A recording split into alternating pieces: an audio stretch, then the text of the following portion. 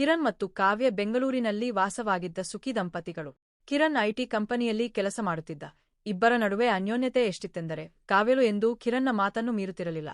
ಕಿರಣ್ ಕೂಡ ಅವಳನ್ನು ಪ್ರಾಣಕ್ಕಿಂತ ಹೆಚ್ಚಾಗಿ ಪ್ರೀತಿಸುತ್ತಿದ್ದನು. ಮದುವೆಯಾಗಿ 2 ವರ್ಷಗಳು ಕಳೆದಿದ್ದರೂ ಅವರ ಸಂಸಾರ ಹೊಸದಾಗಿಯೇ ಇತ್ತು. ಕಾವ್ಯ ಒಬ್ಬ ಸುಂದರ ಗುಣವಂತೆ.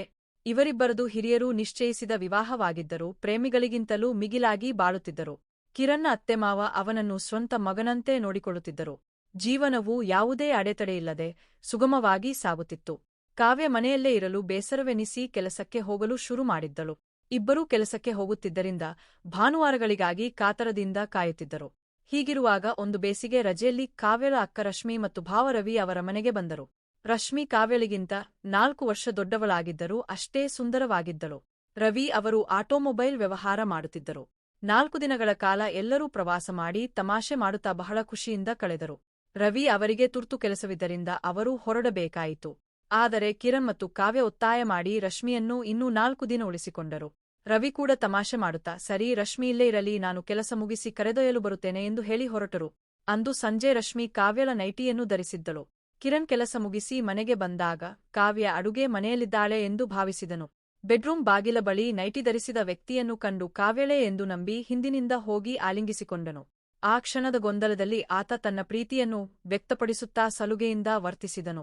ಆದರೆ ಆ ವ್ಯಕ್ತಿ ತಿರುಗಿದಾಗ ಕಿರಣ್ಗೆ ಆಕಾಶವೇ ತಲೆ ಮೇಲೆ ಬಿದ್ದಂತಾಯಿತು. ಅಲ್ಲಿದ್ದಿದ್ದು ಕಾವ್ಯಳಲ್ಲ, ಬದಲಾಗಿ ಅವಳ ಅಕ್ಕ ರಶ್ಮಿ. ಕಿರಣ್ ಗಾಬರಿಯಿಂದ ತಕ್ಷಣ ಕ್ಷಮೆ ಕೇಳಿದನು. ಆದರೆ ರಶ್ಮಿ ಆ ಕ್ಷಣದಲ್ಲಿ ಯಾವುದೇ ಸಿಟ್ಟು ತೋರಿಸದೆ ಮೌನವಾದಳು. ಮರುದಿನ ಕಾವ್ಯ ಕೆಲಸಕ್ಕೆ ಹೋದಾಗ ಕಿರಣ್ ಮತ್ತು ರಶ್ಮಿ ಮಾತ್ರ ಮನೆಯಲ್ಲಿದ್ದರು. ಮುಜುಗರದಿಂದ ಕಿರಣ್ ಮೌನವಾಗಿದ್ದರು. ರಶ್ಮಿ ಅವನ ಬಳಿ ಬಂದು ಅಂದಿನ ಘಟನೆಯ ಬಗ್ಗೆ ಮಾತನಾಡಿದಳು.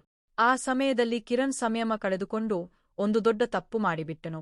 ಹೆಂಡತಿಯ ಅಕ್ಕನೆಂಬ ಗೌರವ ಮರೆತು ದೈಹಿಕವಾಗಿ ಆಪ್ತನಾದನು. ಆ ಒಂದು ಕ್ಷಣದ ದೌರ್ಬಲ್ಯ ಇಡೀ ಜೀವನದ ನೆಮ್ಮದಿಯನ್ನೇ ಕಿತ್ತುಕೊಂಡಿತು. ರಶ್ಮಿ ತನ್ನ ಊರಿಗೆ ಹೋದ ನಂತರ ಕಿರಣ್ಣನ್ನು ಪಾಪ ಪ್ರಜ್ಞೆ ಕಾಡತೊಡಗಿತು. ತನ್ನನ್ನು ಅಪಾರವಾಗಿ ನಂಬಿರುವ ಹೆಂಡತಿ ಕಾವ್ಯಳಿಗೆ ತಾನು ದ್ರೋಹ ಮಾಡಿದ್ದೇನೆ ಎಂಬ ನೋವು ಅವನನ್ನು ಸುಡುತ್ತಿತ್ತು. ಕಾವ್ಯ ಎಂದಿನಂತೆ ಪ್ರೀತಿಯಿಂದ ಮಾತನಾಡಿಸಿದಾಗಲೆಲ್ಲ ಕಿರಣ್ಗೆ ತನ್ನ ತಪ್ಪಿನ ನೆನಪಾಗಿ ಕಣ್ಣೀರು ಬರುತ್ತಿತ್ತು.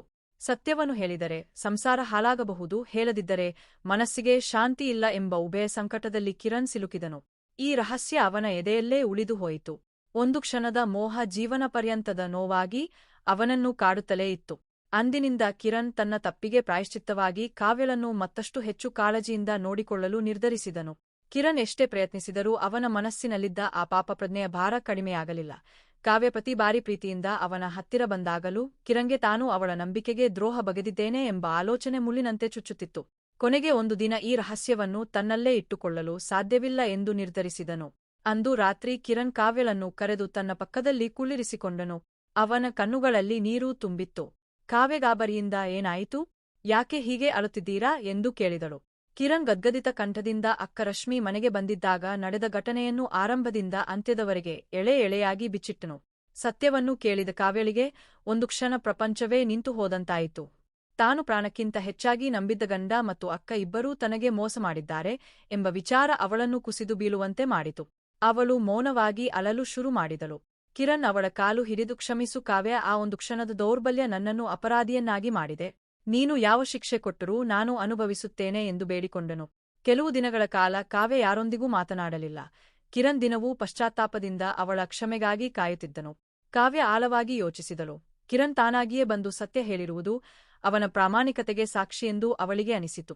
ತನ್ನ ಸಂಸಾರವನ್ನು ಉಳಿಸಿಕೊಳ್ಳಲು ಮತ್ತು ಕಿರಣ್ಗೆ ತಿದ್ದಿಕೊಳ್ಳಲು ಒಂದು ಅವಕಾಶ ನೀಡಲು ಅವಳು ನಿರ್ಧರಿಸಿದಳು. ಆದರೆ ರಶ್ಮಿ ಮತ್ತು ಕಿರಣ್ ನಡುವಿನ ಸಂಬಂಧದ ಕಹಿ ನೆನಪುಗಳು ಅವಳ ಮನಸ್ಸಿನಲ್ಲಿ ಮಾಸದ ಗಾಯವಾಗಿ ಉಳಿದವು.